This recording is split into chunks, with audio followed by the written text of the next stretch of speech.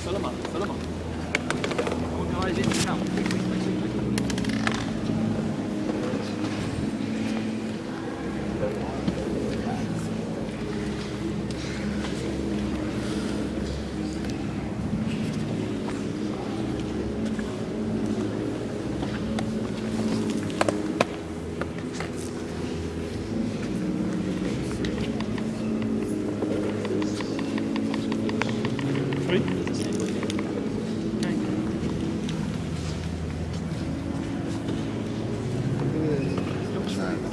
Built as Catholic.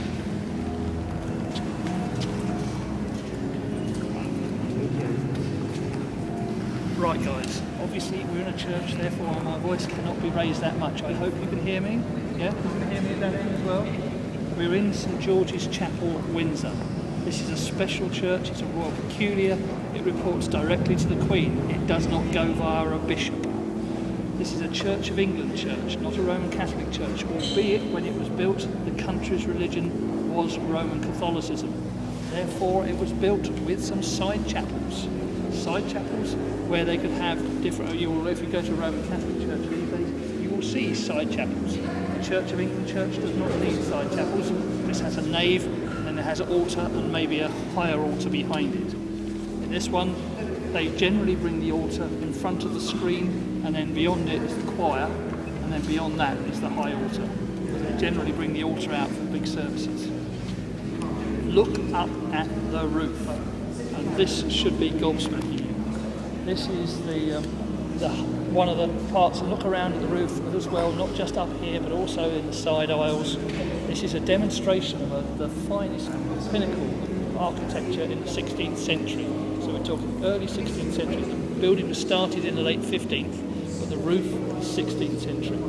It is stone, it is not just fancy plaster. It's a version of fan vaulting. It is called Leon vaulting, but it's the third style of Gothic architecture that started coming here. We imported it from the French in the 1200s, and then it carried on developing until this is the finest version. The English went a separate way. This is perpendicular architecture. Absolutely outstanding, and you'll only see it in England unless somebody copies it in America or something like that. Look along the top, you can see a whole load of symbols. You can see red roses and, combined red and white roses. That is a symbol of the Tudor monarchs. It's a Tudor rose. It shows the country coming to peace after the Wars of the Roses by combining the red rose forces, Lancaster, with the white rose forces, York. This was done by a dynastic marriage. Henry VII, the first Tudor king, to Elizabeth of York, the last surviving offspring of Edward IV, the previous king that he regarded as sort of legitimate. There were a couple of others in between, but there we go. You'll also see, that's a Tudor symbol, you'll also see the portcullis, another of the symbols. The portcullis is the mesh of metal. It was used as a fort protection. We'll show you one of those later on. But you'll see that as another Tudor symbol. We'll also see, if you look up in the sky there, you see one in the middle window there with a letter B on it?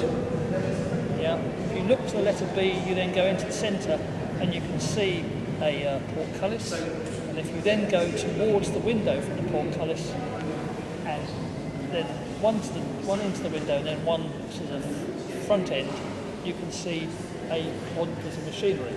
It's got an arm on it, hasn't it? Like that. Can you see that bit of machinery? Now that is a hemp bray. Why is that relevant? You'll see them all over the place because the man who gave the king the money to build this chapel was a Mr. Bray. So therefore, to show his involvement, they kept on using his sign. This is the west entrance, the main entrance to the church. The east, it always faces east, of course. As you go round, there are 10 kings and queens of England buried in this chapel alone. King George V, the Queen's grandfather, and his wife, Queen Mary, behind you. In the middle of the chapel, you will find Henry VIII and Charles I underneath the stone that's marked out. There are various others. George VI, the current Queen's father, and his wife, Queen Mother, who died only a few years ago, 2002, are buried in a side chapel on the left-hand side there that's been added on Slightly lower down, that's the King George VI Memorial Chapel. We can no longer bury people inside a church. So this is the achievement. They built an extra chapel, and that's how they achieve it. Particularly touching monument is this one in this corner. It's a monument to a lady called Charlotte. She was the daughter of King George IV. She died in childbirth. As a result, it's a lovely monument. It shows the lady and her child. As a result, he lost his succession. It therefore went to his brother, William IV. He was childless, and that's the point where their younger brother, who had already died, it then went to his daughter, which was Queen Victoria, who then became Queen. She ruled for 60 years, or 63 years. In fact, the current Queen has done 60 years, so she's the second longest reigning monarch in the country so far. She had to go to September 2015 to overtake Victoria. Victoria had something like 7 years head start, because Victoria came to the throne at 18. Our current Queen came to the throne at 25. As you go round in a big circle area there. You go up the side there, you'll see some various tombs and things like that. They know you're going to walk over most of them, but some of them are ringed, just avoid those ones, yep? As you come round, you're going to come in behind this screen. And then, if you haven't already been absolutely, totally blown away, the next thing, this will blow you away. There's an area with a whole load of flags in it, which looks a bit like that. Now these are the flags, they're called the banners of the Knights of the Garter. And the Knights of the Garter are the highest order of chivalry possible in this country. It's kept at the Queen's personal ward. Apart from other members of the royal family and foreign royals, there are only ever 24 living members of the order. So it has to wait for somebody to die before the next one can be appointed. Prince William was the 1000th person appointed to the order. The order has run since 1348, so you can see it takes a fair number of time to get through it.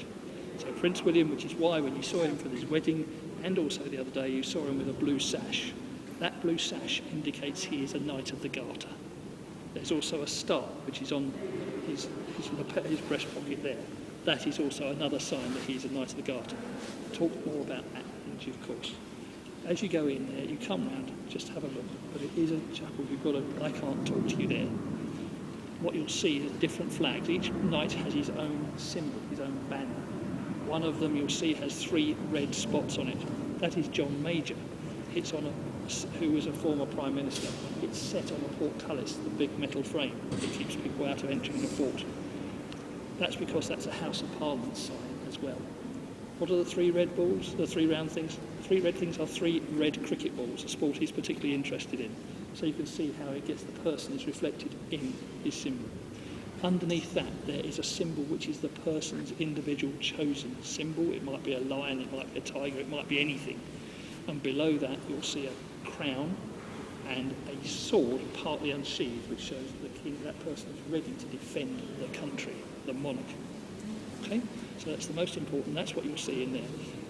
Each of these knights is given a stall, a seat to sit in for the rest of their life.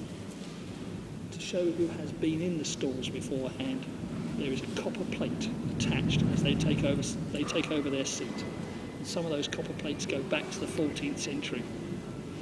But the one you'll want to look at, probably the one that makes most sense to you because it's in English, unlike most of them in Latin, is pretty much about 3 or 4 from the end on this side, this end, just before you get through the wall.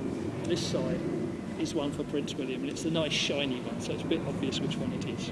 All right? I'll happily explain or answer questions about it later on. Go in there and get used to it.